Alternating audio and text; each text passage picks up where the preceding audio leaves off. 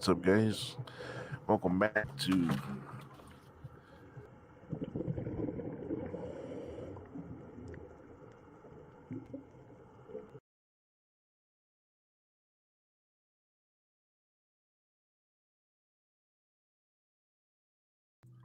all right, there we go.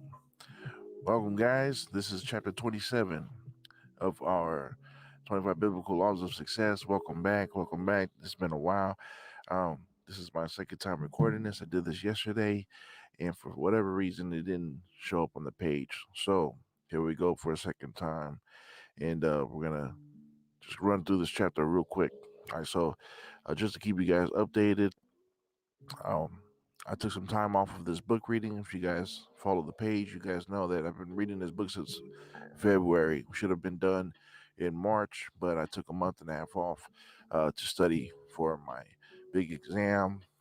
Some of y'all know what it is, but didn't make it. So here I am, back to finish this damn book because my goal was to finish 6 books in 2021 minimum. And this is going to be the first one. So I do have a lot of background noise going on here today, guys. So I'll try to make some adjustments here in the settings and see if we can get this squared away. Did a little test and it looks like it's going to work out fine, but hopefully everything's still good. So what's new with the channel is we started up our Instagram, got that going, and we created a new logo, as you can see in our background. This is the new logo for the Big Money Gang page, right? And we're starting fresh. We got new people that we're working with. We got just a whole new look, a whole new feel. We started up our Instagram, our TikTok. My first time on TikTok, I never had any kind of Snapchat or anything like that. I skipped all past that. I let go of Instagram a long time ago, but looks like we're gonna have to do things online now. So we're just gonna go that route. Um, Working on my working out, losing weight. Um, it's been a long time ago, and it's just something I kept putting off and over again. But we're gonna get back to it, man. I'm really inspired. I saw an awesome video I want to share with you guys sometime. One of the Diamond Dallas page testimonies, and gentleman, put together an awesome little video that inspired me to get things going. Just get my walks, and just starting off with a simple walk. I couldn't even do that. I got to that point, it got to the point to where it was just bad. So, figure enough is enough, trying to make a change and get back into it. So today, picking up the book again, 25 Biblical Laws of Success, we should be done within 3 or 4 days. All right, right now we are in chapter 27, the Law of Everest. All right, so we finished the first 25 chapters. That is the 25 Biblical Laws of Success. But now that we're done with that, we moved on to the final the final 7 chapters, which are like mini chapters, the 7 cardinal sins that we hear in the Bible. These are the 7 cardinal sins against success. So, things that you want to avoid, things that you want to stop doing so that you can finally attain success in the way that you want it. All right, the number one we covered the last chapter I read, which is chapter 26, the sin of haste, not putting things off for a later time, right? But really pursuing it now, right? With that attitude. All right, and then today we're covering the second cardinal sin, which is the law of avarice. And if you do, by definition, the law of avarice is the love of money. What's the extreme love of money, right? It's an excessive love of money or an excessive attraction to money, right? And we're starting off with this Bible verse from First Thessalonians. I'm sorry, First Timothy chapter 6, verse 10, that says, "For the love of money is a root of all kinds of evil. Some people eager for money have wandered from their faith and pierced themselves with many griefs." Again, there's a couple typos here, but you guys get the gist of it. So, the law of avarice. This chapter right here is a short chapter, but it explains pretty much my whole purpose here with this page. My whole purpose with the page here is to help people to establish the right relationship with money. See, this is the Big Money Money page, the Big Money Gang page. And I purposely named this page because there are people that are going to hear you talking about money, talking about success, and see you trying to, get to that next level, trying to grow. And there's going to be people that are, unfortunately come from the church. The same churches that I go to say that worship same God that I worship, and read the same Bible that I read, but they're going to have a different outlook, and they're going to say, "Oh, the money, love of money is the root of all evil." Right? And it's funny that it starts off with that Bible verse here, First Timothy chapter 6, verse 10, was where they get it from. But here's the thing: it says that it's a root of all kinds of evil, and it says that some people, not all people, some people are eager for money. They will wander from their faith and pierce themselves with many griefs.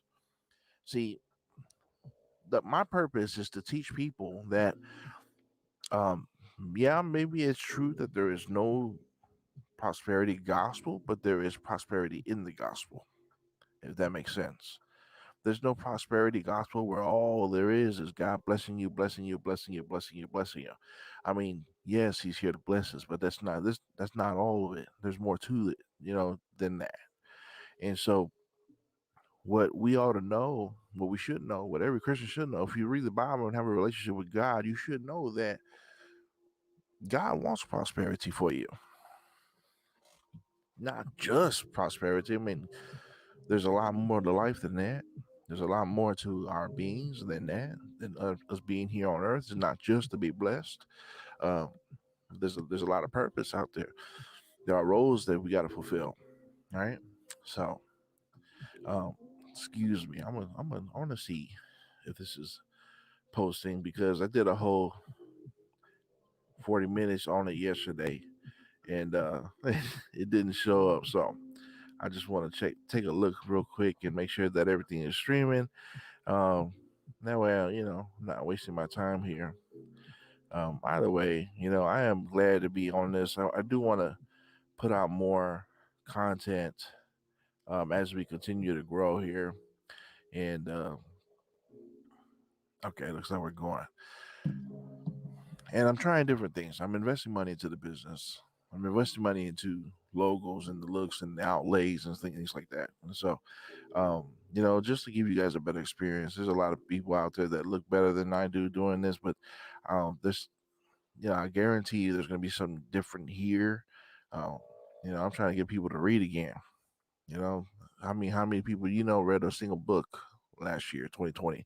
That was something that was like a sort of a development. That wasn't uh, assigned to them by a teacher or a job. Right? I'm trying to get people to start reading more here. So the law of avarice, right? So the Bible talks about an excessive, the biblical sin of avarice is an excessive attraction to money, right? But when it comes to sins against success, the cardinal sin we want to deal with is the perverse relationship with money. So it's talking about a perverse relationship with money, which just how we were talking about here in First Timothy chapter 6, verse 10. The love of money is not an issue unless money becomes your God. If money replaces your God, it says here that some people so eager for money they will wander from their faith and pierce themselves with many griefs. Okay, so if you are going to long for money, love money, want money so much that you will walk away from your faith, then you have a problem. If money can replace God in your life, you got a problem. If money keeps you from worshiping the way you're supposed to be worshiping, you have a problem. Plain and simple. Nothing should replace God. God's got to be number one, no matter what.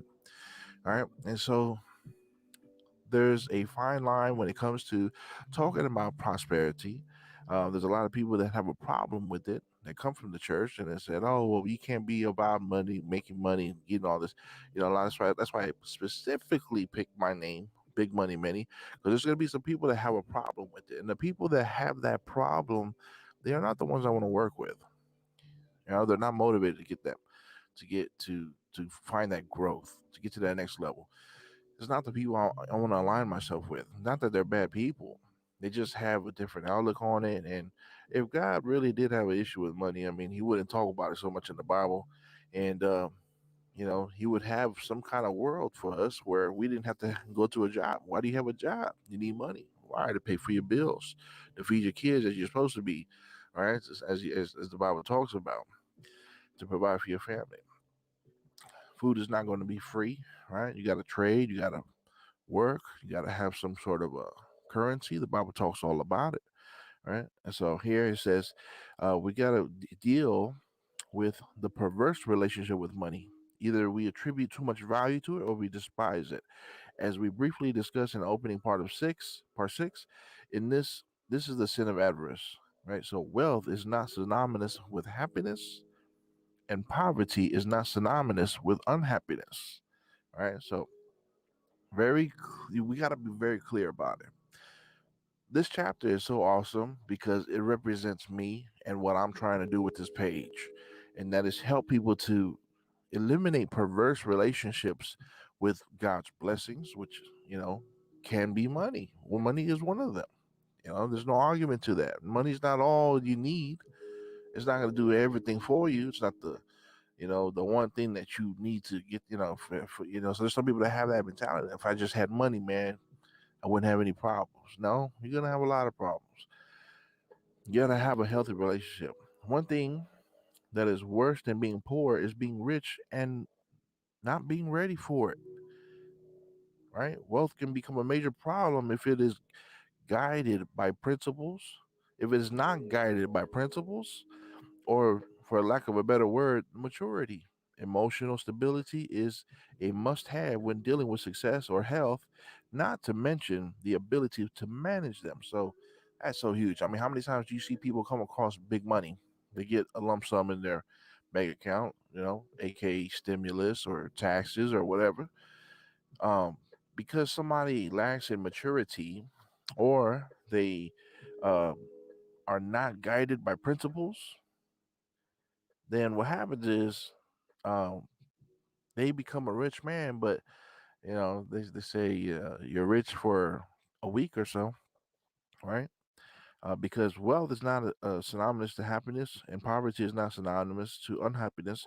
And it says one of the worst things is not being poor, but being rich and not ready for it. I've seen people come across some millions of dollars, and because they lacked maturity and because they didn't have the principles to guide them in managing that money, they ended up losing it all. Right? You'd be surprised at the statistics of people that win the lotto and they end up being broke. Why is it that the vast majority of NFL football players pay attention now? Because a lot, us Samoans, we love to talk about putting our kids in the NFL. We're going to be rich, right? But the majority of NFL players, because they lack maturity, because they don't have the principles to guide them when it comes to managing that money, they don't know how to manage that money properly. That's why the NFL, in the financial sector stands for not for long, because yeah, you might be rich and balling now, but as soon as you're done playing ball, a lot of people get broke. They go broke. They don't know what to do with their money, and they lose it all. And they live in a lavish lifestyle as if that money is going to come in forever. No, I mean, you got 2, 3, 4, 5 years, if you're lucky. And after that, hopefully you saved some of it or you managed some of it the right way, invested it, did the right thing with your money, and you're not broke. Right? It is often said that money can't buy happiness, although it is true, you cannot live off of happiness alone. You can't pay your utility bills with a bag of joy, and you can't deal with your healthcare expenses with just a smile. Money has its uses, and nothing beats it when it comes to paying for your day to day expenses. However, there are those who are convinced that money brings happiness, and they will do virtually anything to have lots of it. How many people you know that would say something like that? That's why we got a lot of people in prison. They would do virtually anything to get some money, right? even if even if it involves corruption, fraud, or dishonesty. Those are the ones seduced by appearances. Wealth impresses people. It grants advantages, arranges marriages, mobilizes disciplines, indicates solutions, and buys comfort. Nelson Rodriguez, a famous Brazilian, said that money buys everything, even true love. That's not true, right? It says here that isn't true, but many people seem to believe so, right? If money by itself were capable of ensuring everything that people need to feel happy and successful, you wouldn't see so many depressed or unfulfilled rich people. Hello. Money buys medication, but it doesn't buy health. It buys a house, but it doesn't buy a home. Even so, there are poor people and middle class people who believe that they will be happy if they become wealthy. Right? That's not true. We have to become, well, no, we have to be careful not to attribute too much value to money or too little. What does the Bible teach us about this? First, we shouldn't fall in love with money. And second, it shouldn't be a part, it shouldn't be a priority, right? Let's see. It should not be a priority. Um,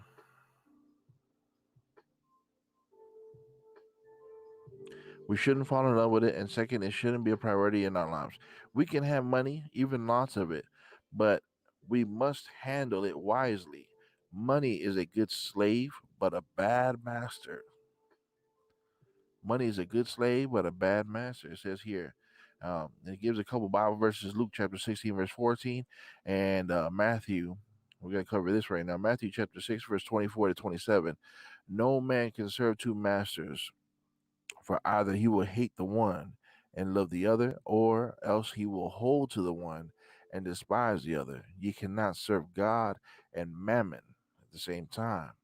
All right, so by definition, mammon is wealth regarded as an evil influence or false object of worship and devotion. It was taken by medieval writers as the name of the devil of covetousness. All right, so a bad relationship with money, right? Where it's regarded as an evil influence. Okay, money should never be an evil influence to you. If money is an evil influence to you, you got to set your priorities straight. All right, you can't serve God and that kind of money at the same time, right? So that's what a lot of people feel when they look at my page and they say, "Oh, his name is Big Money. He must have, that's that mammon that the Bible talks about." No, I can go without money. I mean, I need it for bills. I needed to pay for, take care of my kids. We got a lot of health things going on, dental things going on, vision things going on. That costs money. All right. It costs money to do a lot of things. There's a lot of things that it doesn't cost money, like taking them out for a walk at the park like I did today. Right. So there's things that, you could easily do without money. But um, I don't have that relationship with money like that. Again, it's all perspective. It's all how you value. You can't put too much value in money, like how we talked about today. Is it needed? Yes. Can you have more of it and still be happy? Yes. Can you have more of it and still worship God? Yes. You just got to do it the right way, right? Um, it says here, reading on, all perfect. It says, learn to have a healthy relationship with success and with money, neither loving them or disdaining them. Only then will you serve only then will they serve you well, right? Talking about money and success here. As Socrates, the famous Greek philosopher, says, um, he who is not contented with what he has would not be contented with what he would like to have, right? So you got to be content with what you have. You can strive for more. Don't let anybody tell you anything different, right? But you can't have that again. There's an extreme greed that comes, that can come into territory. That's why there's people in prison, because they, figured out whatever. They have a different way of obtaining that money. But here are the antidotes right here. So it's giving us some steps to make sure that we can avoid this sin of avarice. All right, the antidotes to the sin of avarice. All right, number one, create a healthy relationship with money. All right. Don't be a miser or a spendthrift. Meaning don't spend a lot of money, just blowing it on things. And don't be so cheap with your money either. Avoid being greed. Avoid both greed and squander. Do you need money to pay bills here? Yes. Do we want money? Yes. There's nothing wrong with that. Right.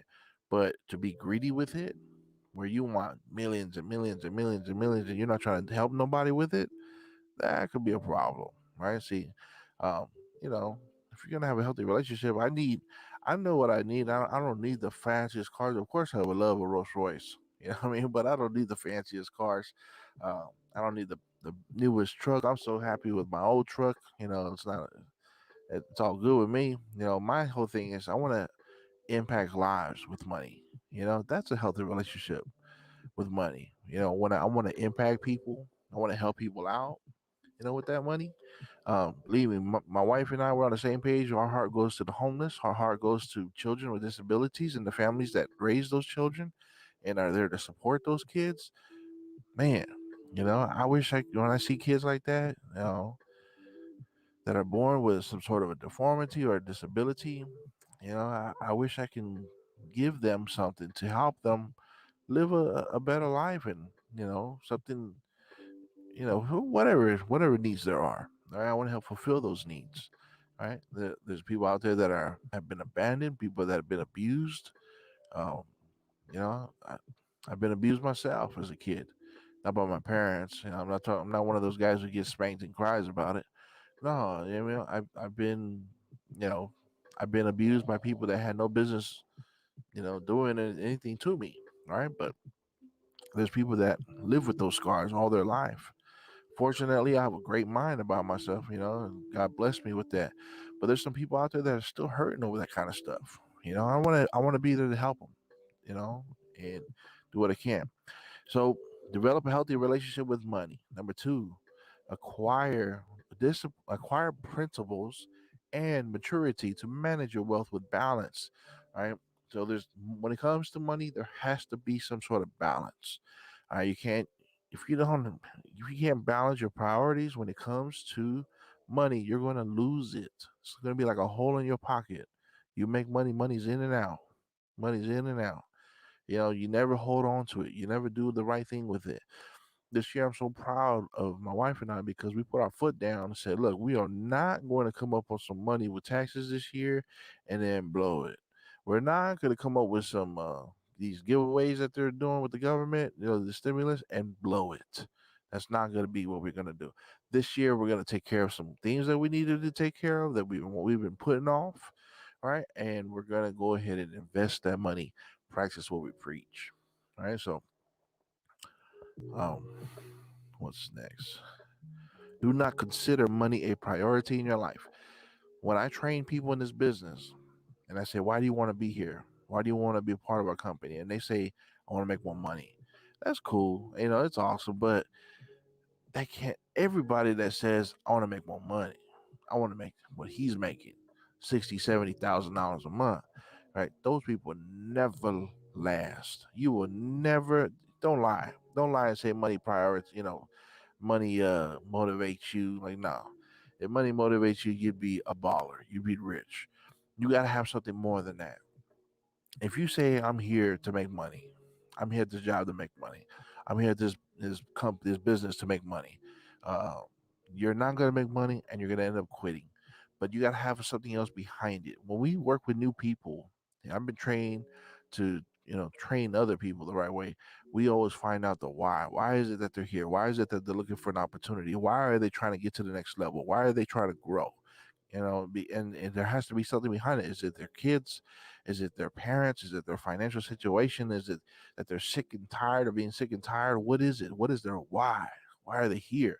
You got to find out what that is, right? So don't consider money a priority in your life. What you need to do is figure out a way to serve people, right? And the Think and Grow Rich talks about it. This book that we read to here, this the 25 Biblical Laws of Success talks about it. You have to render a service or a product to fulfill a need. When you fulfill a need, you will get paid in the process. When you help people with problems that they have, you will get paid in the process. Money is a side product. I know there's a lot of companies that are saying that today. It's a byproduct, right? We're just helping people lose weight. We're just helping people get better. So here we coach people in business, we coach people in finances, we coach people in a lot of different things, right? And money comes. When you help people, when you serve people, money comes. So don't make money the priority. Again, don't get my name confused with it either, right? I just know that the more people I help, the more big money I get, right? So, next, don't try to build a fortune. Um, don't try to and build a fortune at all costs. using dishonorable means. Again, how we covered it earlier today, there's a lot of people that have plans on making a lot of money, right? But if your plans are going to put you in jail, don't make that the means for you to reach that goal of attaining money, right? Don't try to build a fortune at all costs. Don't have that attitude. I'm gonna do what I have to help my family. Look, there's a lot of kids that feel they gotta steal for their family. I was one of them. Okay, there's a lot of people that feel they gotta kill to feed their families. You don't need to go that route. Don't do anything that's dishonorable. I love Game of Thrones where when they knight somebody and they say, "I would never ask you to do anything that would dishonor yourself." That's so huge, right? And I'm here to tell you the same thing. Money's the same way. See, when we talk about having a healthy relationship with money, you gotta check money. You gotta put money in check. If you're lacking money, put money in check. Saying, I'm not gonna live my life every day like I need money. Please, Lord, I need to make $500 today. Please, Lord, I need $700 to pay my rent. Please, Lord, I need $650 to pay my car note. Don't have money. Don't give money that power. Don't give money that priority in your life. You need to check money and say, money. The money's gonna come. I just need to help people. The money's gonna come. I just gotta fulfill a need. The money's gonna come. I just gotta bless people, make people feel good, help them, find a solution to their issues, and money will come to me. Right? Don't make money. Uh, don't try to, don't have that attitude where I got to do everything I can to make sure that I get paid here. Right? Because you're gonna end up doing something that's dishonorable to you and your family. Right? We don't want to see you get in trouble. Right? And then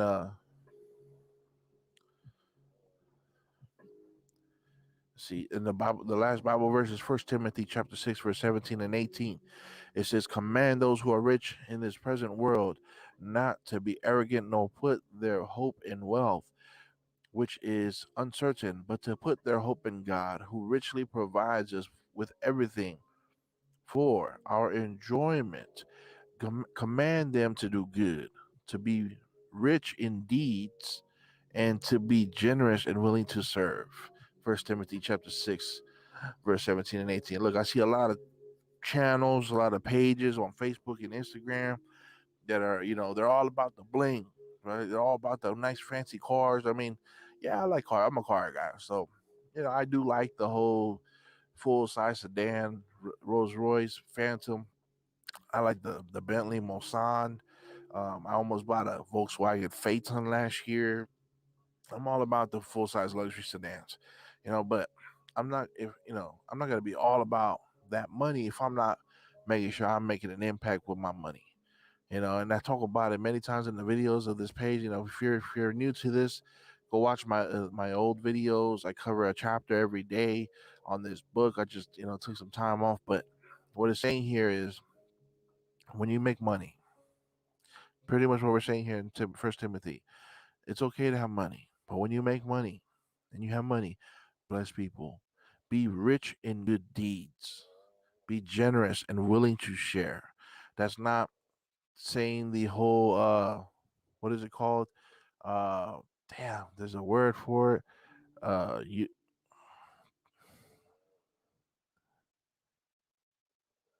trying to get it right here. Utopian socialist. Don't be a utopian socialist.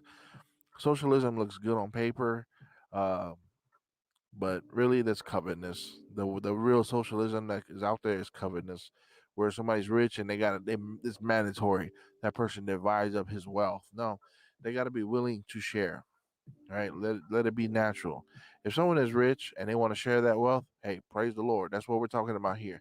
All right, but don't be the utopian socialist where everybody that makes over a certain amount of money has to distribute that money to the poor. No, we live in a society where you ought to work for your wealth, right? And you work and then the wealth comes after. That's how it should be. But it's saying here for those who are rich, I mean, don't go flossing your money. Don't go flashing your blingage, your whatever you got going. There's a lot of people. I get tired of all these damn commercials that come on YouTube and go, "Here, look at this is my Ferrari in my garage right next to my bookcase." Like, shut up, man. We don't need to. Is that the first thing you want to say to somebody? Is that the first thing you want to tell somebody? Hey, look at my cars. I mean, of course, I love cars.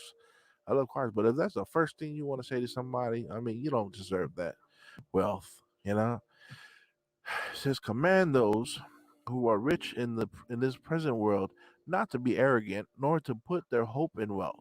Your hope should never be in your wealth, right? But because wealth is uncertain, as it says here, which is so uncertain, but to put their hope in God, who richly provides us for everything we need for our enjoyment. Praise the Lord. All right. So focus on God. Put your trust in Him. Wealth will come from God, but we don't put our faith, our hope in wealth. We don't have that hope. Like one day wealth is, and I'm guilty myself. I'm guilty myself of having that that understanding about money. Put your hope in God, in which from whom your wealth comes from. God will bless you with the money. All right, don't sit there and hope for money and pray for money. Um, put your hope in God. Pray to God.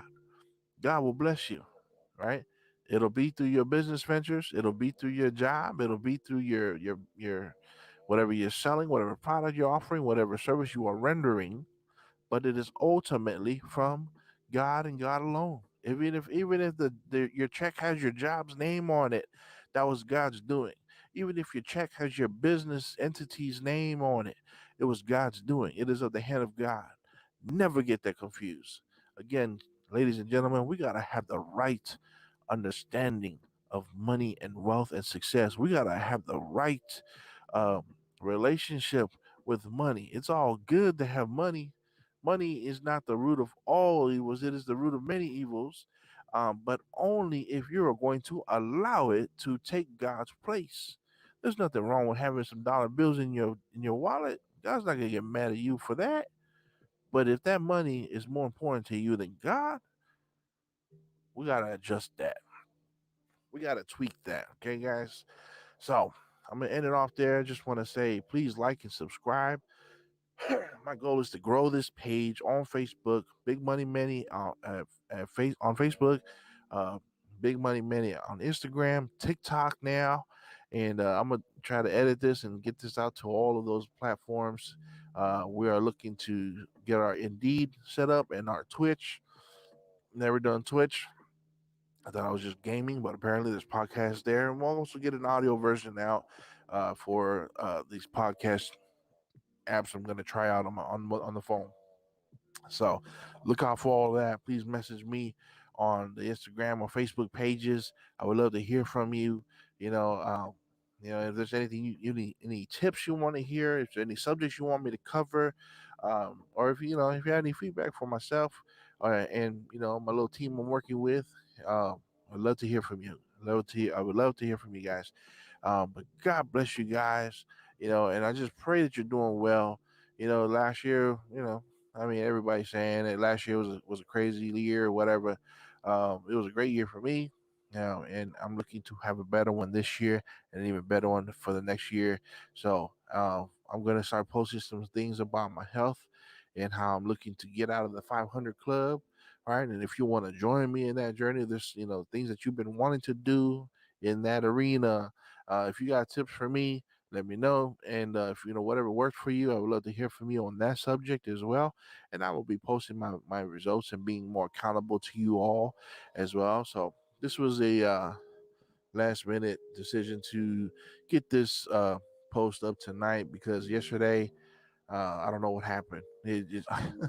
I did all this time and it didn't show up. So um, I do hope that you are enjoying this, and I would love to cover the next book with you guys. I have a couple here. My wife bought me. She bought me a lot of books this year, so I'm looking to knock those ones out with you. But yeah, I just pray you're doing well, and I pray that you become rich, uh, by the hand and grace of God.